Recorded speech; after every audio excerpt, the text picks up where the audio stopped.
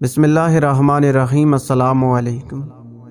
حضور نبی پاک صلی اللہ علیہ وسلم نے ارشاد فرمایا، جب کوئی انسان گناہ کرتا ہے تو اس کے دل پر ایک سیاہ نقطہ لگ جاتا ہے، پھر اگر وہ توبہ کر لے تو دل صاف ہو جاتا ہے، لیکن اگر وہ گناہ کرتا رہے تو وہ نقطہ پھیلتا رہتا ہے یہاں تک کہ سارا دل سیاہ ہو جاتا ہے۔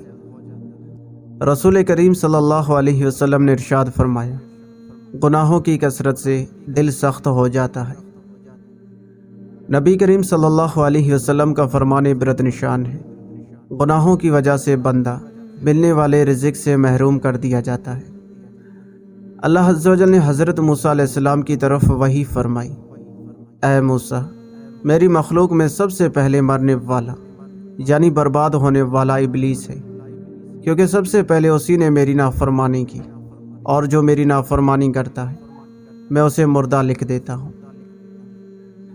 حضرت سیدنا وحی بن ورد رحمۃ اللہ تعالیٰ علیہ سے پوچھا گیا کہ اللہ عز و جل کا نافرمان عبادت کی لذت پا سکتا ہے؟ ارشاد فرمایا، نہیں، بلکہ جو گناہ کا پختہ ارادہ کرتا ہے وہ بھی عبادت کی لذت سے محروم رہتا ہے۔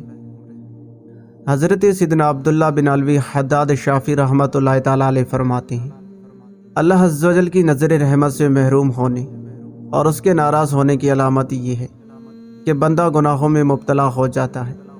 گناہوں پر اصرار کرنے والا اللہ عز و جل کی ناراضگی مول لیتا ہے، وہ شیطان کا یار ہوتا ہے اور اہل ایمان اس سے بیزار ہوتے ہیں۔ اللہ پاک ہمیں گناہوں سے بچنے کی توفیق عطا فرمائے، آمین۔